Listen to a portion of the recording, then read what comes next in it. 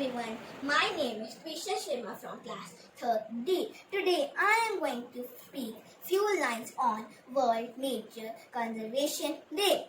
World Nature Conservation Day is celebrated on 28 July annually across the world. It increases awareness about protecting the natural resources to make the people understand about the importance of nature.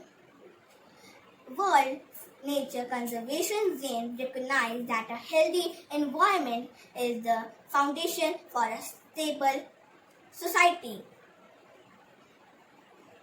It has ensured the well-being of future generations. Society Day.